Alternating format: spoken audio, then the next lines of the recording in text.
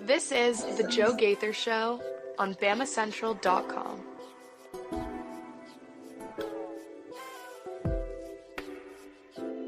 Good afternoon, Tuscaloosa, Internet World, West Alabama. How are we doing today on this Football Friday? It is the Joe Gaither Show on Bama Central and BamaCentral.com. You're checking us out on the Bama Central YouTube channel, or you're checking us out on my own social media machines at Joe Gaither 6 on Facebook, Twitter, or YouTube. And you're listening to us on your favorite podcast platform. It's the Joe Gaither Show on Bama Central, on Spotify, Apple Podcast, or on Amazon. We're going to have a fun Football Friday, and we invite you to give us your comments, your questions, your queries, and complaints right there in the comment section at Joe Gaither 6. We are going to talk mostly about Alabama and South Florida kicking off tomorrow at 6 o'clock in Bryant-Denny Stadium. We are going to rename the facility Saban Field at Bryant-Denny Stadium. That officially happens tomorrow, so we're going to get into that discussion as well today. We're going to bring on a lot of friends. We got a couple of friends in the waiting room to talk about the Alabama-South Florida game and a couple other high-profile games. We'll get into Texas, Michigan, California, Auburn, Tennessee, NC State. A lot of fun football to talk about this weekend. But before we do, we want to tell you about our friends Purple Turtle Roofing. They're the most reliable residential roofing replacement company in Alabama and Mississippi. Whether it's addressing leaks, storm damage, or general wear and tear, Purple Turtle Roofing is going to be there to deliver exceptional roof repair for your property.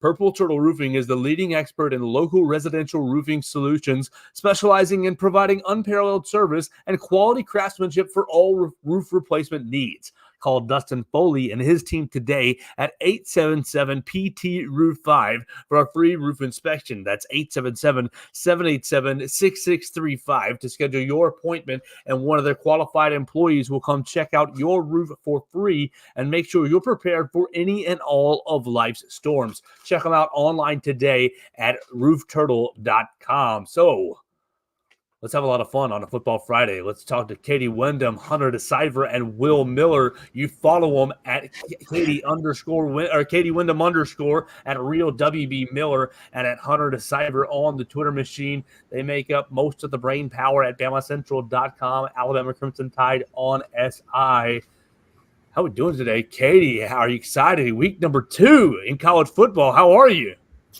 I'm good. I am excited. I'm excited for tomorrow. It was nice last week having real football finally. I'm excited tomorrow to hopefully see a little bit more, the quality of opponent to raise a little bit. And maybe we can have a little more competitive game, or at least figure out a little bit more about Alabama. Will Miller, how's it going? First week, third week of school. Oh my goodness. Time is flying by. How are you doing? Are you surviving? Yeah, surviving is a good word for it. Another week in the can. I feel good about that. Like Katie, I'm excited for tomorrow.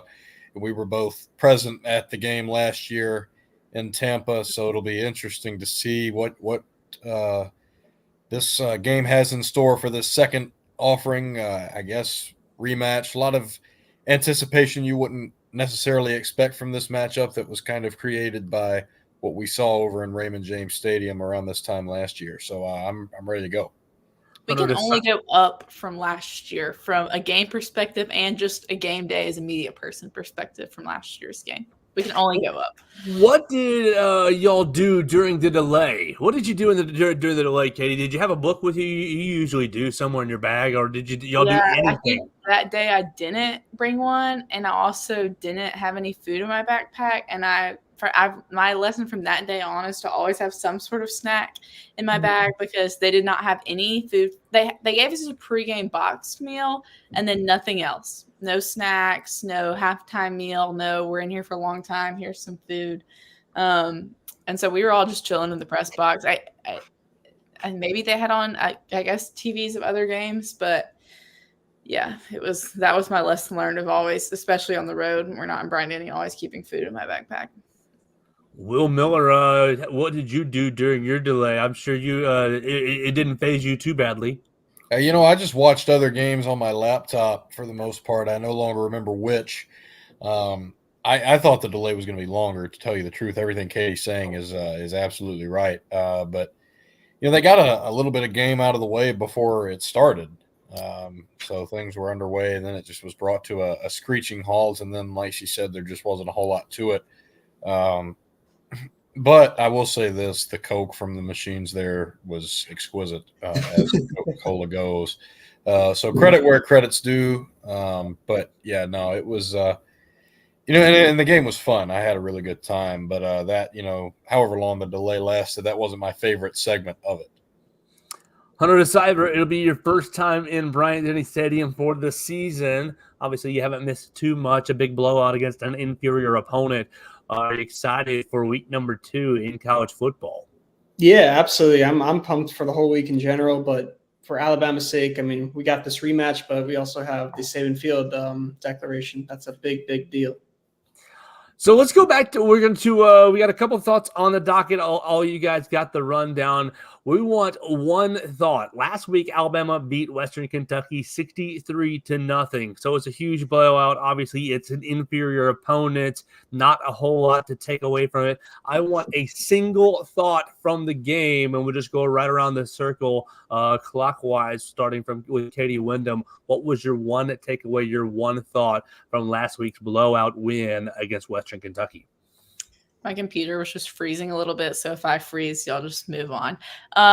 Really, to me, it was how many people Alabama played. And I know in a game like that, with a score like that, obviously towards the end a lot, you're going to play a lot of people. But really, even in the first half, on both sides of the ball, Alabama was rotating in a lot of people. And so is that we're just trying to figure out who's best? Is that we want to play this many people all year?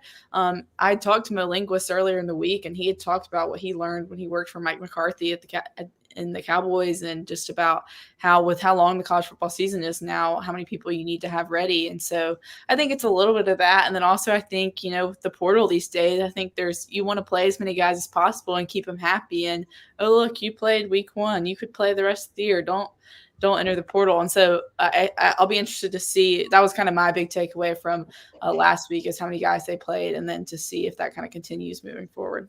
Hunter DeCiver. Yeah, I mean, if I were to say one word to describe the whole night, explosive, without a doubt. That just seems to be the main theme throughout the entire night. The main stat that comes out of that, I believe Alabama, when Justice Haynes went 85 yards, that was their 18th play of the night, and it was their 5th touchdown to be 35 points. Meanwhile, the drive right before it for Western Kentucky, it was 21 plays, and they get stopped on 4th down. Like, the amount of explosive plays that happened that night, it was unbelievable. Now, do I think they could do that every single week? Of course not. But, they were getting 20, 30 yards per play, and it was incredible to see. A great start. Yeah, I wanted to piggyback off something Katie said earlier. She mentioned something about maybe learning a little bit more about Alabama, and I think that was one of my takeaways. They did a lot of nice things in that game last week, but how much did we really learn other than, Ryan Williams just might be a stud, which a lot of people already thought that.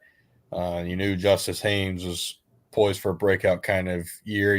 Jam Miller can run the ball hard like he did. Other players stepping up. I was surprised at how open Kalen DeBoer was about just using all those bodies and getting those guys into games. It's kind of an unspoken part of games like that.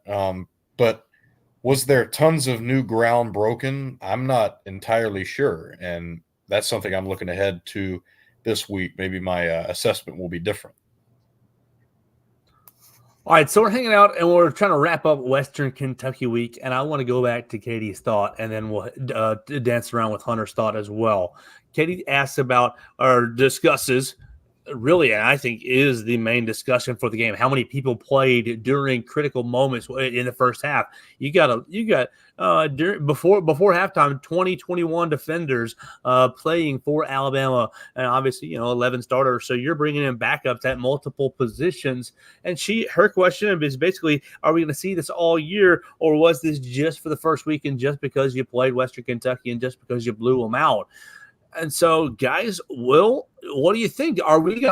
South Florida is going to be another week where it's going to be tough to tell if this is going to be a trend or not. You are much more talented than South Florida is. You should beat them. The spread is 31 points. You should beat the brakes off of them. So you're going to see a lot of guys, at least towards the end of the game. But will you see the depth on display when, say, Georgia comes to town? Say you go up to Wisconsin, when you have some of these games where the talent is a whole lot closer. Sometimes situations will call for it. She mentioned about how long the season has gotten, and you're talking about a big shift for, contenders from when I started watching football.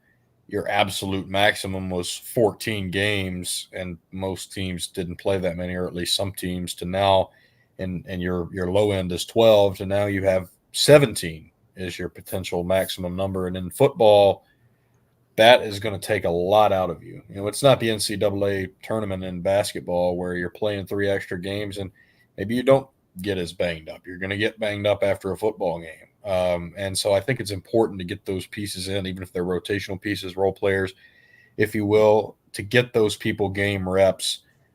Because as the season turns into more and more of a grind, there's going to be times inevitably that you need it, regardless of who you are. So it's better to have people who have adjusted to playing in a game, whether it's against Western Kentucky or South Florida or Wisconsin or Georgia, Texas, all these other major players out there.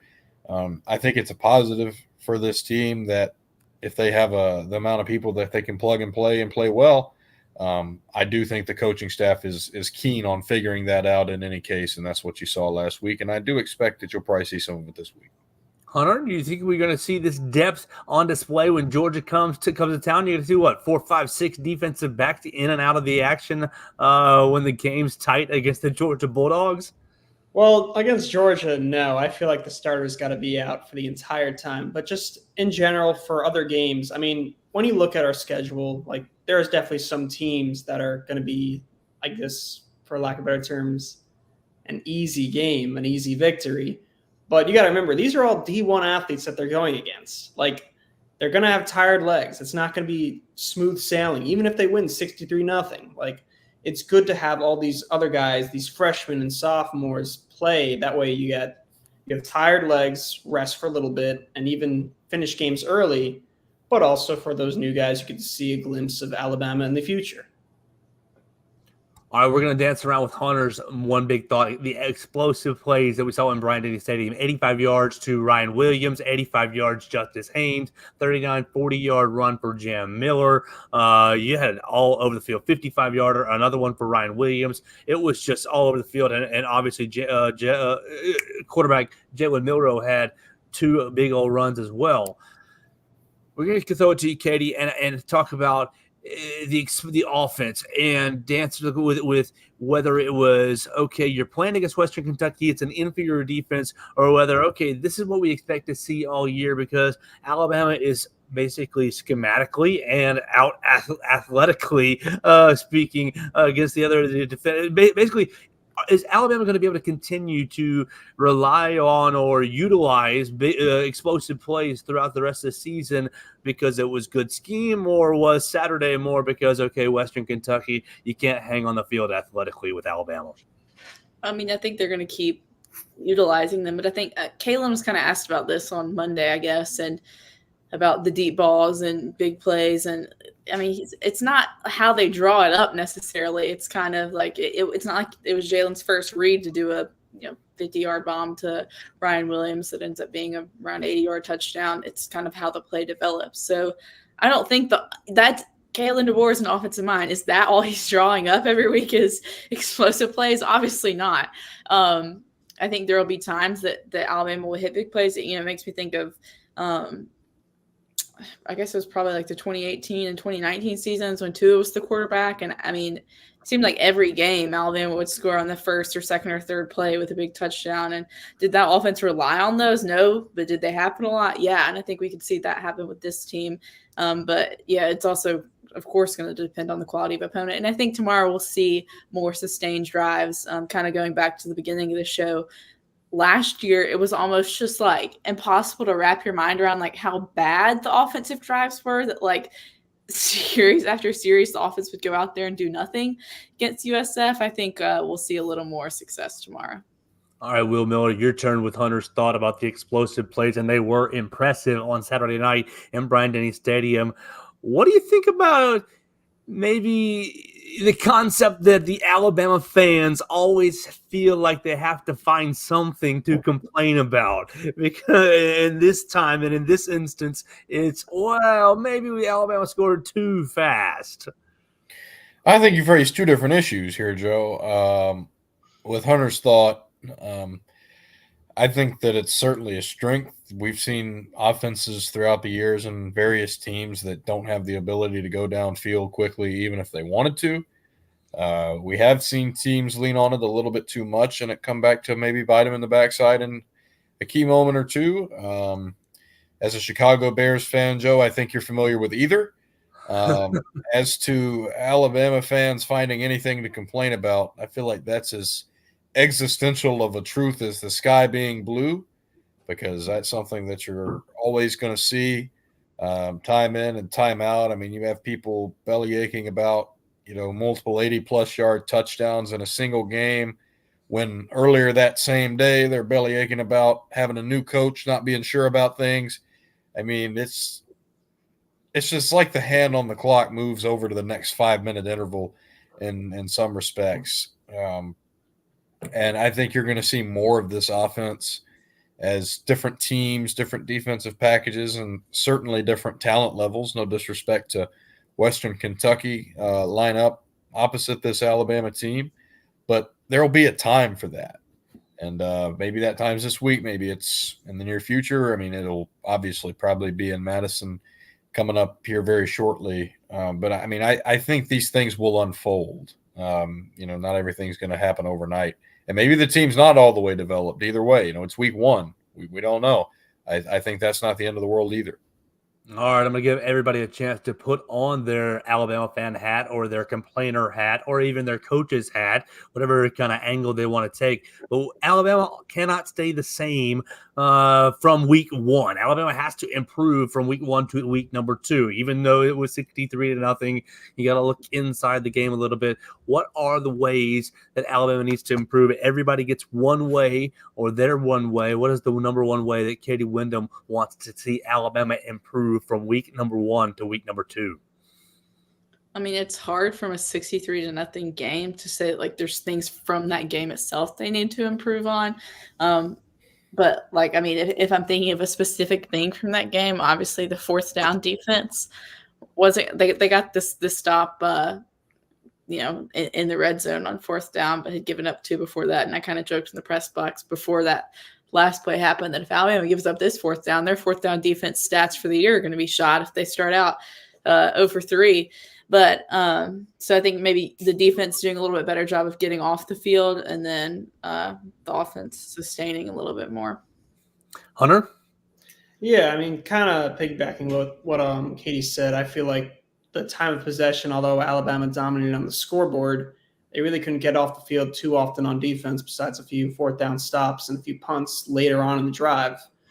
But if I had to pick something that not necessarily could be improved, but I'd like to see more, it wasn't an issue in the game because all the explosive plays, but Jalen Milroe only had 9 pass attempts. I mean, granted, he completed 7 of them, but I definitely would like to see him get at least 15, 20 pass attempts in a game, because that's what every game is going to be. Like, you're not going to – if you have 9 pass attempts in a game, like 9 times out of 10, you're probably not going to do so great. But when you have like 20, 25, that's when you really see a real snap, a real game. Yeah. I think that forcing the issue on defense is going to be important. This team can compete in the trenches. They've got size, and now they're not only getting some experience, but some contributions from some guys that had to step up this year and maybe make names for themselves. I'm thinking types like Tim Smith, who's one of the guys on this team that I'm excited about. I thought Western Kentucky moved the football, and especially after TJ Finley got sent to the bench, it felt like they took their foot off the gas pedal a little bit with respect to, you just want to come out of the game healthy at a certain point. And I certainly think you saw a little bit of that in this past game. But I certainly think that, the defense is maybe capable of, one or two more 3-and-out possessions, quick stops. You're on the field 3 or 4 plays, then you're off. And I felt like in the early going, maybe there wasn't enough of that. Could have been jitters, could have been a lot of things. Like I've said multiple times here on the program, it's only week 1. And naturally people are going to latch onto things because that's all you've got. Katie mentioned finally some real football, and that's, as of right now, that's the only real football you got. I get it, but that's what I think we could see more of it. It starts in the box, certainly extends to the second level and the secondary, and I think those steps will be taken. That progress will be made. All right, so I think for myself, I want to go back to my Thursday program where we talked about focuses for this upcoming game against South Florida, and I want to go to cleaning up the negative plays on offense. You had a false start, you have delay of game, you've got 2 holding penalties, you allow a sack, and just in general, the operation wasn't as clean as it could have been. Obviously, everybody is excited about the explosive plays, and I think my friends outlined those very well. But cleaning up the negative plays, just a little mental errors, will be huge for Alabama. Before we get into the ceremony that's happening on Saturday, it's going to be very exciting. It's going to be very historic. Everybody's going to be excited about the renaming of Saban Field. Before we get into that with our friends, let me tell you about my friend Derek Daniel at State Farm. Call him today at 205-758-3391 for all of your home, life, and auto insurance needs. Derek Daniel and his team can get you taken care of today. If you need renter's insurance, boater's insurance, whatever you need in the insurance world, Derek Daniel and State Farm can take care of you. You need a local agent, somebody who knows the area very well, especially if you're just moving here from out of town for the school year or just taking a new job right here in the area. Call him today at 205-758-3391 or visit him at 4604 Highway 69 in Northport, Alabama, 35473. You can even visit him online at agentderekdaniel.com. All right, on Saturday at 2:30, tomorrow at 2:30, we're going to have a lot of fun right in front of Bryant-Denny Stadium as we are officially changing the name. Katie, correct me. It's Saban Field at Bryant-Denny Stadium or Saban Field on Bryant-Denny Stadium, in Bryant-Denny Stadium? It's Saban Field at Bryant-Denny Stadium is how I understand it. Yeah, that's what I believe. That's what it is. All right. And so we're we're celebrating our ceremony at 2:30 tomorrow. And it's going to be the who's who. Basically, everybody who ever played for Coach Saban is getting the invitation. And it's going to be a huge packed house to celebrate Coach Saban. Obviously, he was in Bryant-Denny Stadium this past Saturday, but he will be actually on display and honored this Saturday. Makes us think about the past 17 years. And so, Will Miller, we'll start with you. And I want our favorite memory on what will be now Saban Field during for Coach Saban's time over the last 17 years in Bryant-Denny Stadium. Will Miller, what will be your favorite memory? And just what do you think about the ceremony coming up tomorrow? That's a good question, Joe. I've been very fortunate to attend a lot of games since I was very young. Spoiled? And I don't know.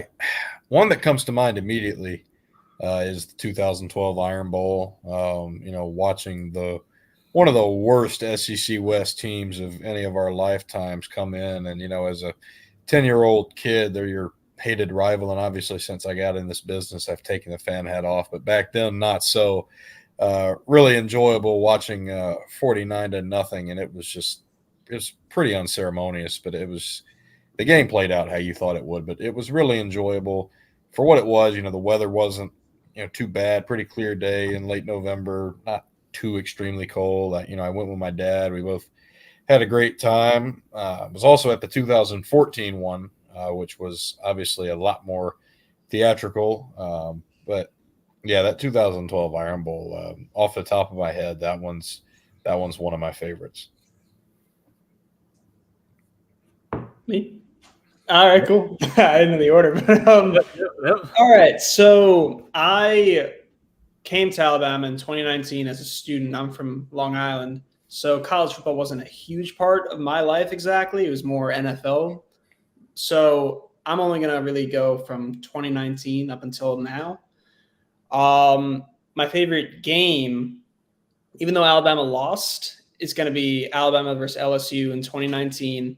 Just the amount of star talent, not only from that college football season, but in the NFL now, is incredible. And the game itself was unbelievable. Like, Alabama's down the entire game. They come back. They can never really get over the hump, but just see all that talent from both sides go head to head before we see them as these Pro Bowlers and All Pros now in the NFL. It was really something special to see. Favorite moment, I have two. One of them from that same 2019 season, we're going to go with Trayvon Diggs' 100-yard fumble return against Tennessee. That was the first game with the LED lights, and it wasn't the first touchdown of the game. It was right when it was like late third quarter, I think, maybe early fourth quarter, and the place just went nuts. It might have been the loudest I've ever heard Bryant-Denny Stadium.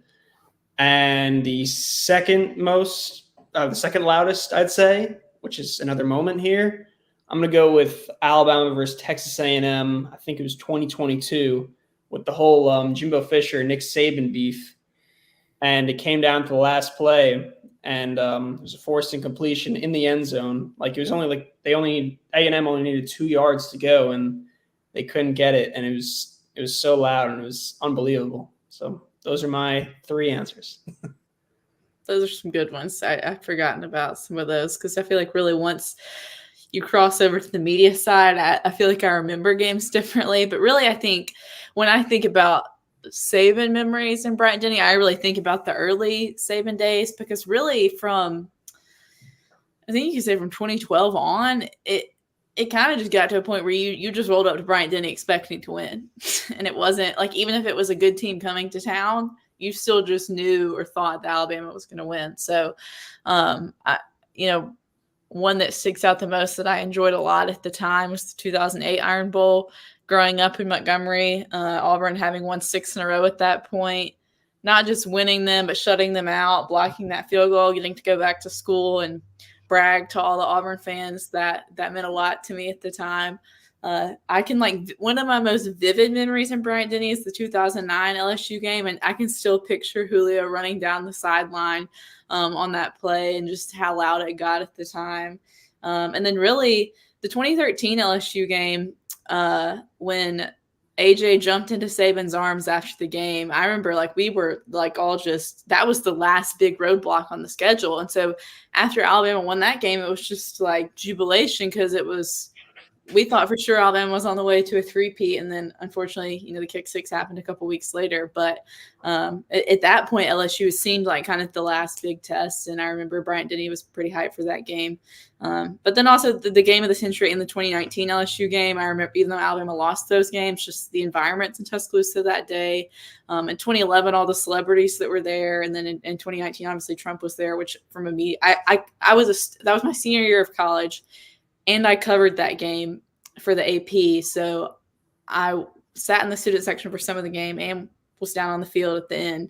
So that was a crazy game day overall. But obviously a lot of good memories in Bryant-Denny, both from a fan and then a student perspective and then a media perspective.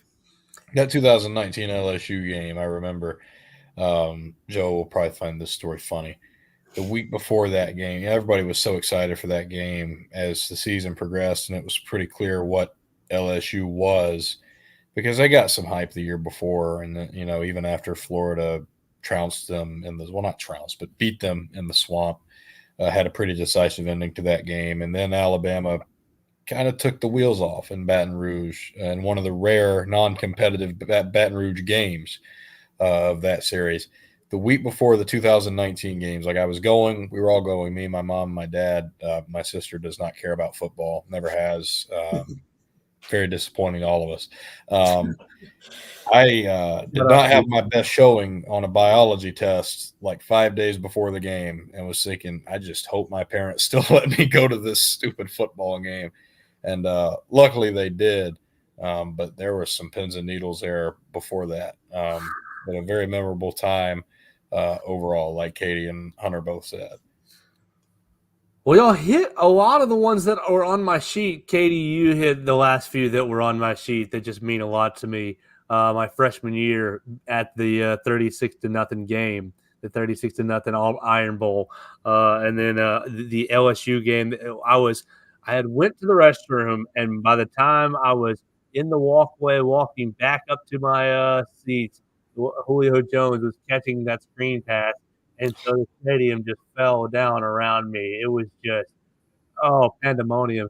And exactly as you said, Kitty, I went through basically the entire schedule from 2011 on. The 9-6 loss in LSU with LSU. You've got one close game. You've got Alabama beating Tennessee 19-14 in 2015, and the rest of it you got to go to like 20. That game was weird. Yeah, you got to go to 2020, 2021 before you get any close games against nearly anyone in Bryant-Denny Stadium. Most of Coach Saban's losses coming on the road in strange circumstances each and every year. So it's going to be fun celebrating Coach Saban this weekend. We will be there at 2:30 right there for BamaCentral and BamaCentral.com. You'll be able to check out the video for the ceremony on the BamaCentral YouTube channel, and we'll include that in our game day coverage. Let's step just a little bit outside ourselves just for a second and welcome on a friend, Joey Van Zimeren. You can follow him on the Twitter machine at JoeyBZ_. He's covering the Missouri Tigers from the Missouri Tigers on SI. They beat Murray State 50 million points to nothing this past weekend. They're taking on another cupcake against Buffalo. Joey, we've been talking about Alabama and Western Kentucky. We are about to talk about USF. Before we do that, we want to get your quick little rundown on your game, Missouri against Buffalo. Yeah, absolutely. Like you said, it's kind of another cupcake. This should be a game that Missouri wins by 30. They are 31-point favorites. That's at least what they opened at. I haven't checked it since then, but this is at least a step up from Murray State. This is a FBS team, some action coming to Columbia this weekend. So ironically enough, just like Murray State, Buffalo has a coach that was on the South Carolina coaching staff from 2021 to 2023. So the Shane Beamer coaching tree is growing, I guess you could say. Pete Limbo, he has also been a head coach before, unlike Jody Wright. Pete Limbo coached at Elon and Rice, I believe.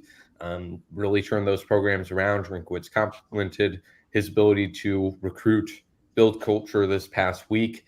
And so kind of like Murray State, though, not as they have quite a few new players. Obviously, though, Mizzou actually has some tape to watch this week compared to last week, where Murray State has 60 new players, new starters at every single position, new coaches and everything like that. This time, Mizzou obviously has 4 quarters of tape to watch for Buffalo. Pete Limbo, special teams coordinator at South Carolina before. That was kind of his main thing before becoming a head coach. And he is known for his special teams trickery. So just like we saw last week with Murray State opening the game with an onside and kick, I wouldn't be surprised to see maybe not as all out of nowhere as that or meaningless as that, but some special teams trickery I'm sure will play a part in it. And then that quarterback is actually a quarterback that Mizzou has faced before, CJ Agbana. He was SEMO's, Southeastern Missouri's quarterback in 2021 when Mizzou played them. Wasn't a great day for CJ Agbana then because he was playing on SEMO against Mizzou. But I think this is really going to be a good test for Mizzou. And that's kind of the main story this week is even if it's going to be another Joey, game. No. Well, not a that. not a test in the fact that they're going to really be a great example of what Mizzou is going to face down the road here. But there is some similar aspects. This will be a good practice for Missouri because there's going to be some similar elements this week against Buffalo that they're going to have to face in the coming weeks. Number one being that quarterback, CJ Agbana. He can do stuff with his legs, scrambles out of the pocket quite a bit. Really fast guy. And you look at Mizzou's next 2 opponents. They got Thomas Castellanos next week in Boston College and then Diego Pavia as well. So Agbana's probably a more similar run to Castellanos compared to Pavia, who is just a big body that is really difficult to tackle. So Mizzou has 3 mobile quarterbacks coming up here. We'll see. They did lose. I mentioned this in my article that they did lose Tyron Hopper, now a Green Bay Packer, who is kind of their rangy. I mentioned that specifically for you, Joe. And and then he was just really a rangy guy that played sideline to sideline. So if I had to guess, I think it's going to be Khalil Jacobs, the South Alabama transfer, who Alabama was also in the running for. That's going to be doing most of that quarterback spy stuff. So I think this week, if anything, we're going to learn a little bit more about this Mizzou team than we did last week. Okay, well, it's going to be a lot of fun. We'll keep an eye on Missouri. Joe, do you want to stick around for our picks? We're going to pick. Absolutely. I don't know how much insight I'll have on the rest of the college football world. That's okay. I have seven games, and they're all games with name opponents. They're the best 7 games of the weekend. Sorry, Missouri's not on our sheet because no, it shouldn't be a good test. Missouri, if you are who you think you are, you got to squash them like a bug. Like a bug.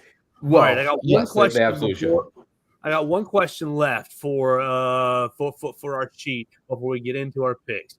So this is going to all 3 of our BamaCentral correspondents. Look, Alabama last year against South Florida, terrible, 17-3. Yes, it was a win. Terrible performance. Sparked everything. Okay, everybody read all the stories, and we all know what happened. What's the one key this year for Alabama going into the South Florida game? Is it dealing with the pace? Is it having more consistency on offense? Whatever it is, it can be anything you like. You guys all know this team inside and out. So, Katie, I want to start with you, and then we'll go to Hunter, and then Will. What is your biggest key when you're sitting down in Bryant-Denny Stadium on Saturday? You're thinking, okay, Alabama needs to do this to have it be smooth sailing. Yeah, I mean, obviously, I don't think there's really like a key to victory this week because it would just be a colossal meltdown if somehow Alabama lost. But I think a key is going to kind of be, do they play with the same intensity that we saw last week? We heard them talking after the game about like the swarm D, and we saw that on the field, the intensity on defense. So we didn't get to see, like we've talked about multiple times already, a ton from the offense. But, last week, it's the first game of the year. It's the first game under Kalen. You're fired up to play. Last year, like you just hit on, there was not intensity down in South Florida that day in Raymond James. So kind of, are we going to see intensity on both sides of the ball for 60 minutes? Is the defense going to be going for another shutout, which I think is obviously going to be more challenging to do this weekend? Is the offense going to be able to play consistently? Are we going to get to see a little bit more from them? But also, I think a key is going to be, obviously, Alabama's offensive line had a wrench thrown into it right before the game last week with Proctor going out in warm-ups, and then you had the early play where 2 of the starters went out when their helmet came off. And so a key is going to be, how does the offensive line play, whether Proctor plays, whether Pritchett plays, whether Booker ends up playing left tackle, and you kind of shift the whole offensive line. Kind of how do they communicate, and how does that work this last game at home before next week you have to hit the road, and communication is going to become a lot more important. Yeah, I mean, I kind of agree with the first part of what Katie said regarding the intensity of the defense. Can they keep that up? Because against Western Kentucky, the run game was non-existent for Western Kentucky whatsoever. But when I looked at USF, not only did their quarterback have 75 yards, but so did the running back, and the running back had 2 touchdowns as well. So, I mean, obviously, do I think both of them are going to have 75-plus yards again? Probably not, but it's a big difference between last week, where I think the 2 combined, quarterback and running back, combined for about 35, and now here it's 150. So I think if you keep up that intensity, stop the run, you're golden. Because I think the Alabama's defensive backs will be perfectly fine. I think they really showed that with all of, like, there's probably at least 8 to 10 different defensive backs that played, and I think all of them showed a lot of promise for the rest of the season. So I have no issue really there at this time for this opponent. I just don't think it's going to be the same game at all. Last year, so many circumstances. I mean, I know that sounds vague, but you had the Texas game the previous week, which was the only double-digit home loss of the Nick Saban era.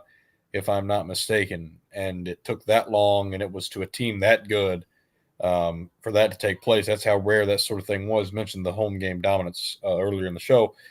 You had Jalen Milroe not playing in the game, and Nick Saban being willing to go out on his shield with Tyler Buckner and Ty Simpson. Had it come down to losing with those two guys, I think Nick Saban probably would have done it. That would have been a disaster scenario on so many levels, and a lot of people already do think the game was a disaster. But I think more than anything, this Alabama team, I mean, the last thing you want to do if you're USF or if you're an opponent that Alabama expects to beat anyway is to put a chip on their shoulder, because now they're going to know you caught them on the back foot last year.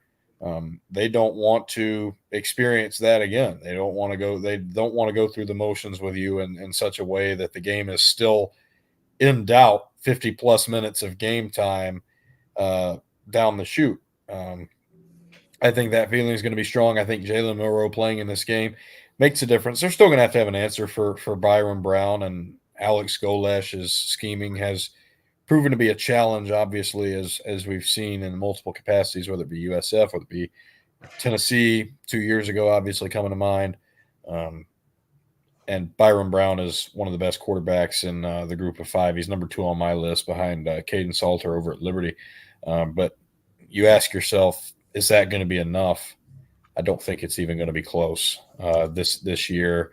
Although not only all the unique circumstances last year, this year you also have an Alabama team that's going to devote itself to not having that happen again. And I think that in terms of, the talent gap and everything else, that's going to be enough of a difference that you're going to see a completely different football game.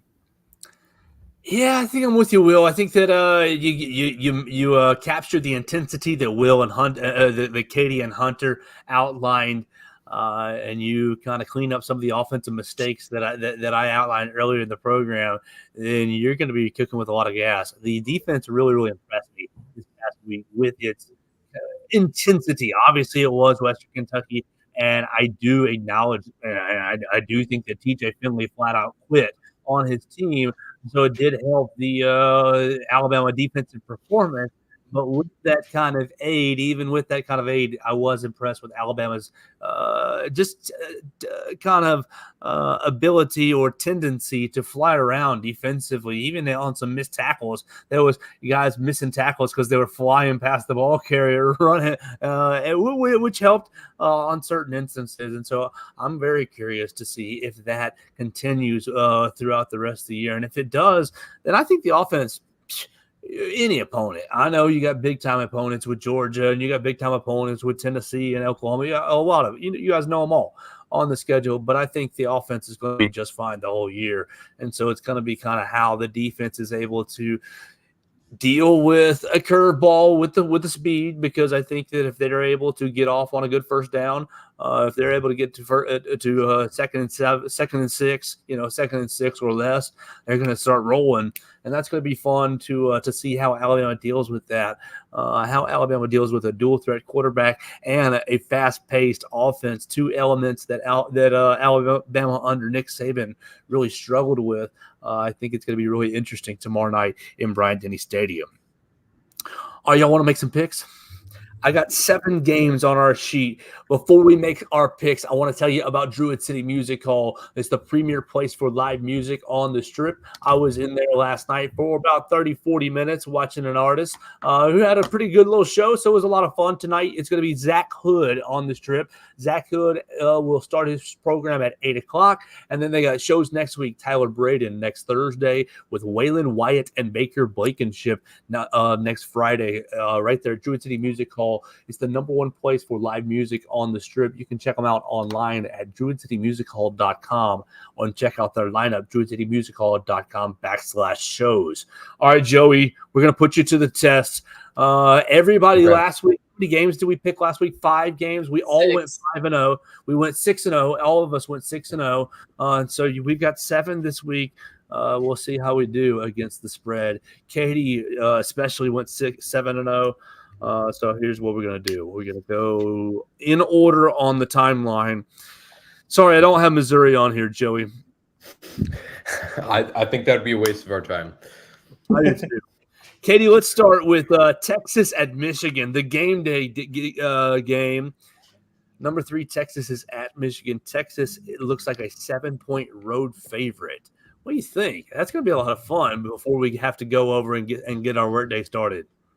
Yeah. Also, just in the full transparency, in case anyone's basing their picks on me, I did actually go 3-3 last week, so no one base your picks. I was on my island that I was alone on picking Notre Dame. I was correct on that pick, but some others I messed up. But for this one, I'm going to go with Texas. Michigan obviously lost a lot from last season, including their head coach. Didn't look great in week 1. They're still trying to figure out their quarterback situation, which is not ideal when you're, once the season started. The old adage, if you have 2 quarterbacks, you don't have any. So I'm going to go with Texas. Hunter? Yeah, I mean, pretty much exactly what I was going to say. Harbaugh's gone. All their players are in the NFL. They don't know exactly how their QB situation looks, as last game wasn't amazing.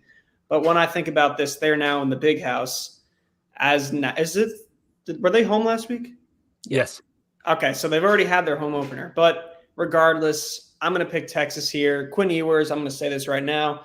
Quinn Ewers is my pick to win the Heisman Trophy this year. I determined that probably about 4 or 5 months ago. I'm sticking with it throughout. I think that they'll cover the spread too, win by like 14 or so. Simple as that. Yeah, I'm picking Texas. Yeah, I'm with Hunter. Texas wins. Texas covers. Quinn Ewers, to me, could be the best quarterback in the country. You wouldn't hear an argument from me. I certainly think he's better than Carson Beck. So I don't know. Michigan has a lot to figure out, like we mentioned. They have a lot to figure out in many ways that don't just span the quarterback position. This is not the same Michigan, and I think that week 2 this season, that's going to be plenty for Texas to get it done. You saw what happened last year when Texas played Alabama week 2, and that certainly wasn't the same Alabama that played Georgia, in the SEC title game, or even Michigan in the Rose Bowl. I'll jump on the bandwagon here and pick Texas. Yeah, to Will's point and everybody else's too. There's a lot of confusion going on there. A lot of organization to be done. I mean, their head coach doesn't need him under contract, so I guess he's just still an interim head coach, whatever label you want to put on it. But yeah, I'll pick Texas and a pretty clear victory. Oh my gosh, y'all tempt me so badly to want to take Michigan to be the one on the island, but I won't do it. I like Steve Sarkisian too much, and I do have me a little soft spot for Texas. I know that people who listen to this show regularly have picked up on that. So I will take Texas and the cover as well. We'll move on. Arkansas is at Oklahoma State after beating the brains out of Arkansas Pine Bluff. Joey Van Zimmerman, did it mean anything? I know it was a Thursday night, so you were watching Missouri play their exhibition. But what do you think? Will Arkansas, as a 10-point underdog, be able to move to 2-0, 11 o'clock on ABC? I do like a lot of the players on Arkansas, but I don't think it's going to be a close one. They're on the road against Oklahoma State too. I think they get it running away.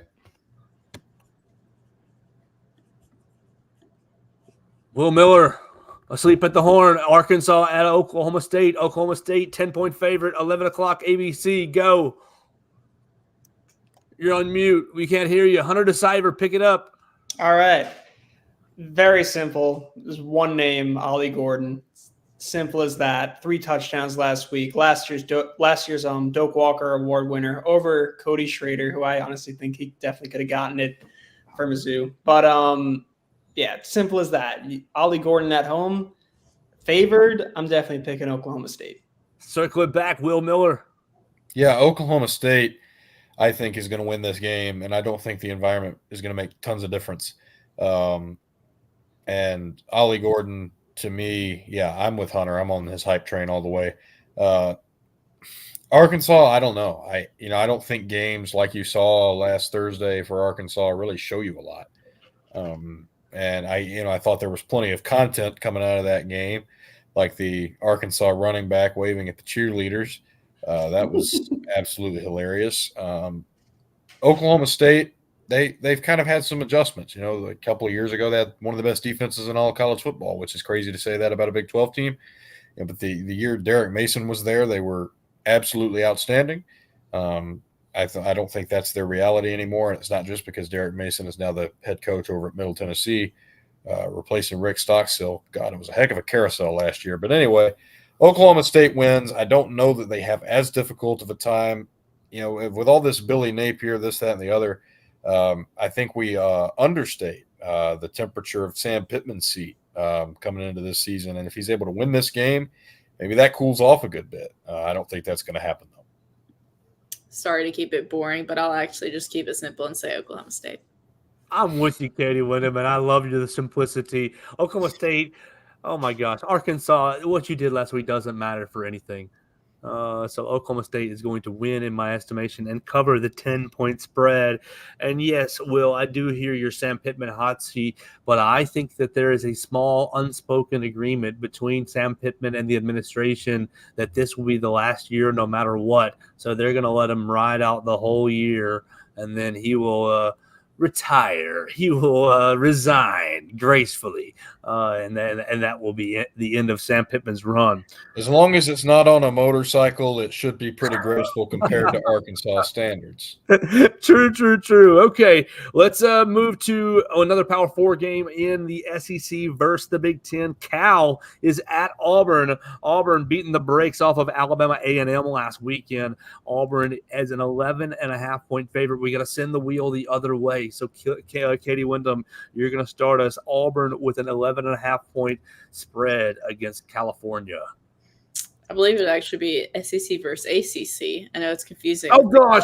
Yeah, they moved to the ACC, not the Big Ten. On the Atlantic coast. But, yeah, Auburn. If Auburn could go and win at Cal last year, they're definitely going to win in Jordan here this year. You know, I'll talk about a game that you probably can't put much stock in as what Auburn did last week, but they're fired up down on the plains, and I think that'll continue this week. Yeah, I mean, Auburn, they have a decisive duo between Peyton Thorne and Jarquez Hunter. I think that's more than enough to get it done. I'd argue Cam Coleman, freshman, he could definitely really improve week by week. I know he's a big recruit that Alabama missed on, and I think he'll dominate this week. Yeah, Auburn's going to win. Auburn's going to cover. I sound very basic. I think the Twitter beef's been great this week between the Auburn and California fan bases. I thought Auburn might lose the game last year. That didn't happen. It was pretty close. I'm still not sold on Peyton Thorne being an SEC quarterback, nor do I think this upcoming game is going to be the decider on that perspective. But Jarquez Hunter, to me, is the best running back in the SEC. Difference maker. You know, we talk about talent gaps. Cal's a Power 4 team, but it's also California. You know, they got all these long trips now as well. It's part of the ACC, which is a technical foul in and of itself. Love the serenading from Joe there. But I was talking to one of my buddies. We'll take Auburn. Joey Van Zimmerman. I'll keep it short and say Auburn here again. Cal's playing two quarterbacks in this game, and again, to Katie's points earlier, that if you have two quarterbacks, you don't have any. Again, what about my Madden team from a couple years ago?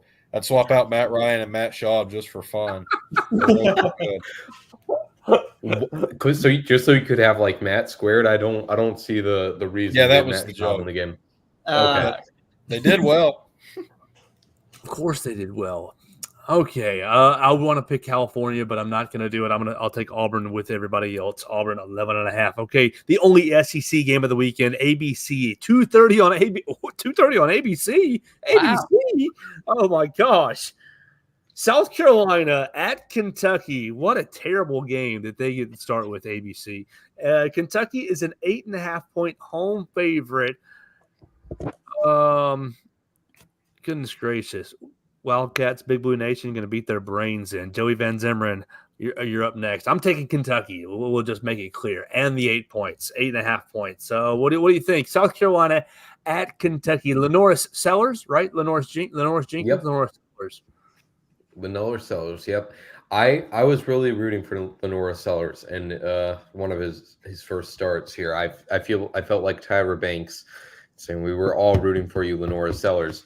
And he and the rest of South Carolina against Old Dominion did not show up. So yeah, I think this is going to be an easy one for Kentucky. Yeah, I got Kentucky in this game.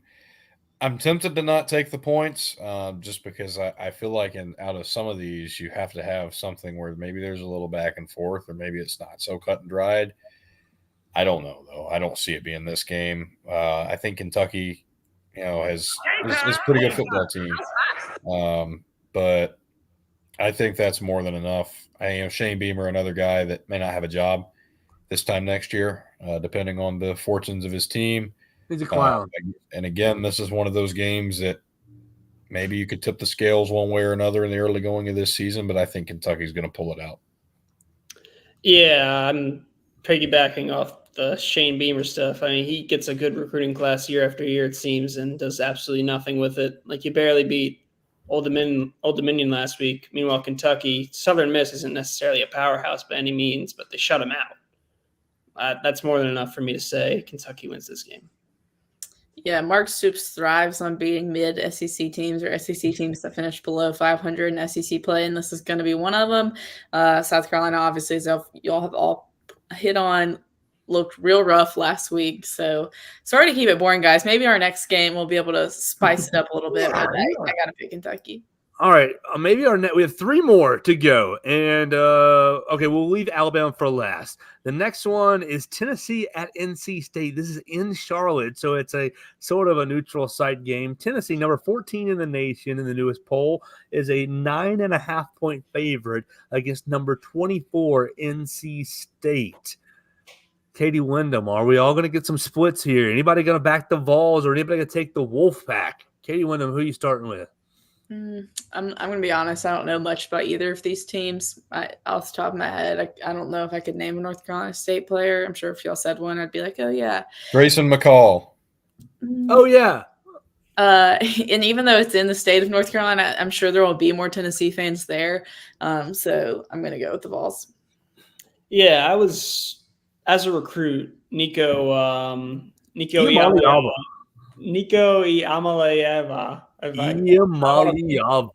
Yeah, I might have butchered that. But as a recruit, he was top tier, maybe even number 1 overall. And now he didn't really play last season at all, but besides the bowl game.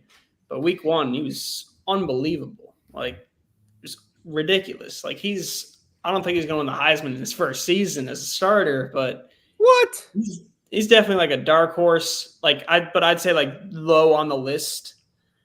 That said, that's more than enough for me to pick Tennessee this week. Plus, you got James Pierce on the edge, who's going to be a top 5 draft pick. Yeah, that kid's really good. But I think it's beyond names. NC State was god-awful against Western Carolina. Absolutely nothing about them in that game suggested they should be ranked. I thought for sure they would fall out of the top 25 poll, and I think if Florida State hadn't, they probably would have.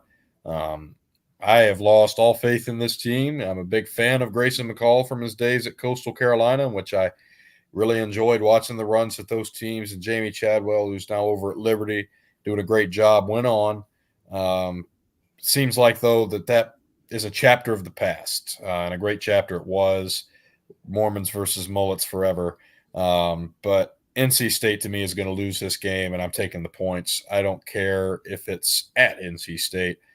I don't care if you put it in the most hostile territory for Nico imaginable. I think Tennessee wins this game because I think they're that much better of a team. Yeah, I'll hype on the Nico hype train. There was a lot of throws that, I mean, he just has such a calm presence in the pocket. Really looks good at decision making for only being in his second year at Tennessee. So I'll pick the Vols. Yeah. Oh my gosh. It feels like I need to go wash my mouth out with soap, but I will take Tennessee as well pretty confidently on the points. Nico Iamaleava, he looks like, he's going to be a problem in the SEC. Okay, last game that's not named Alabama is Mississippi State is at Arizona State. It's the last SEC game that's playing a Power 4 opponent. Katie, This one is a Big Ten opponent. No, this is Big 12. Big 12. 12 team. Goodness gracious. Okay, Joey Van Zimeren, you're up first as the wheel spinning back around the other way. It's Mississippi State at Arizona State playing Big 12 Arizona State. 5.5 points. The Sun Devils are a 5.5 point favorite. Joey Van Zimeren, will the Jeff Lebby era get a nice signature win in week number 2? I'm going to have to pull the same card as Katie did on the last one and say I don't know much about neither Mississippi State nor Arizona State, except a YouTuber I watched in middle school, is now Arizona State's starting punter. But other than that, I'm just going to go with the SEC team in this one. I like this Mississippi State team a lot for what they're coming off of from last year, which was a lot of injuries, obviously one of the saddest coaching changes you could think of, and a lack of depth in the trenches, struggles at the quarterback position with Will Rogers from a guy that, you wouldn't have thought would have happened from a guy with that level of experience. But I still think they'll probably win this game. Arizona State has been kind of down in the dumps over close to a decade now, really. And some years I thought they would have been better. But Mississippi State has obviously, changed some things up. They've added Blake Shapen at the quarterback position, is a guy that I really like. And Jeff Lebby is a really good offensive mind. These former Pac-12 teams, and we now, the Big 12 sticker on the jersey, or not sticker, I should say patch on the jersey is almost appropriate. These teams struggle with defense. If he can exploit that, I think Mississippi State will win, even though it's a road game. Yeah, I'm all in on Jeff Lebby, year one. I really think his work at Oklahoma hopefully should pave over towards Mississippi State. I think it already showed in week 1. Team had 56 points. Granted, it was against Eastern Kentucky, I believe. But then you got this transfer quarterback in Blake Shapen. He really showed out, and I think they're going to do the same again on Saturday. What's the spread? 5.5. Arizona State, 5.5 point favorite. All right, so then I'm taking Mississippi State. I thought I was going to be different picking Mississippi State on the road, but I'll be different and I'll pick Arizona State at home. But the reason why I was going to pick Mississippi State is because wasn't it last year that they beat Arizona on the road, and Arizona ended up being decent and Mississippi State ended up being not good, yet somehow Mississippi State won that game. But fun game to watch. What? It was a fun game to watch. Yeah, but I'll go with Arizona State just to finally have something different in our picks. All right, and let's wrap it up with Alabama. South Florida is in Tuscaloosa. So who's your pick? Are you picking State or Mississippi State or Arizona State? Oh yeah, State. I'm taking State. I want to be different, but I'm taking State. I think Jeff Lebby's going to have some Blake Shapen cooking against some of these mid to lower tier teams. They're probably going to struggle. They're going to beat Florida. And then they're playing Florida in a week or two. They're gonna beat. I'm taking my high school to beat Florida at this point. Yeah. So I'm taking State. All right, let's wrap it up. We're at an hour. Let's wrap it up. South Florida is at Alabama, and Alabama is a 31-point favorite. Number 4, Alabama is a 31-point favorite at 6 p.m. on ESPN. The over/under, if you want to play it, you don't have to, is 63.5. I've got my prediction written down. It's what I predicted earlier in the week with a small change. But let's see, Joey, you went first last time, so it's Katie this time goes first to spin the wheel. So, Katie, what is your official prediction? You nailed it last week, Alabama with the cover, right? So this week, Alabama 31-point favorite against South Florida. How do you see the game going? I think they cover again. I don't know if the over/under. I don't know if the over is going to hit this week, but I think they're going to cover. I think they're going to be motivated to play a lot better than they did last year, score some points, have some sustained drives, keep the intensity up on offense. So I think they cover. And press Coach Saban when he comes out at halftime. All the good stuff. Yeah, I agree with Katie. I think they cover. I don't know if they get the over on it. If I had to pick right now, this is an unofficial prediction. I'd probably say something like a 52-ish in that area to 13, which doesn't That's have what we yeah, that would hit. That would hit. Never mind. So you know what? Yeah, let's pick them to cover, and the over would hit. I just think a game with Nick Saban being honored and all his former, not all of them, but a bunch of former players being there, and even players that are currently on the team that are excited to see him, they're going to show out, and I think they're going to dominate. Yeah, I have the overhitting at 55-10 Alabama. I think if Byron Brown plays the whole game, USF will get into the end zone against the twos on defense. But yeah, I think that Alabama will probably have their way with this team based on last year and based on Saban Field dedication. Everything is there for this team to be super motivated, like you wouldn't normally see for a game like this, and I think it's going to show.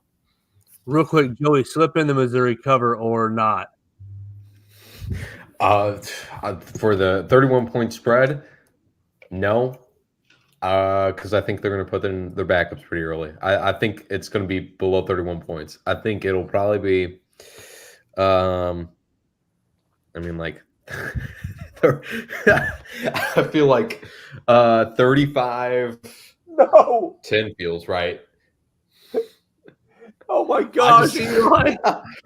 I don't think they're going to cover because I don't think they need to cover. All right, I love you, but although I think